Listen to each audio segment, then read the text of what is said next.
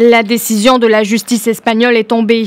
Un juge d'instruction a décidé lundi de maintenir en prison le vice-président catalan destitué, Oriol Junqueras, et 3 autres inculpés dans la tentative de sécession de la Catalogne.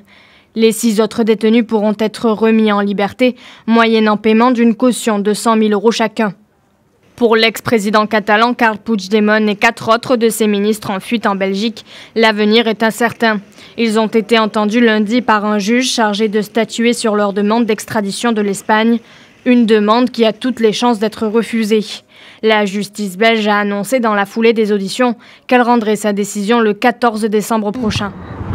Nous avons plaidé qu'il ne devait pas y avoir lieu à une extradition vers l'Espagne parce que nous considérons que les faits qui sont reprochés au gouvernement catalan ne sont pas punissables en Belgique, premier point.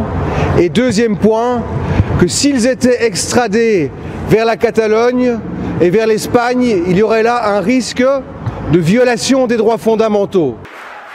Les avocats des Catalans ont d'ores et déjà annoncé que quelle que soit la décision du 14 décembre, ils épuiseraient toutes les voies de recours pour rester en Belgique, au moins au-delà du 21 décembre, date des élections régionales en Catalogne. Les dirigeants catalans sont poursuivis pour avoir participé au processus de sécession de la Catalogne, qui a débouché le 27 octobre sur une proclamation unilatérale d'indépendance. Le gouvernement espagnol a répondu immédiatement en plaçant la région sous tutelle, destituant le gouvernement régional et dissolvant le Parlement pour convoquer de nouvelles élections. L'Espagne veut les juger, entre autres pour rébellion, un délit passible de 25 ans de prison et sédition pour avoir maintenu le référendum du 1er octobre.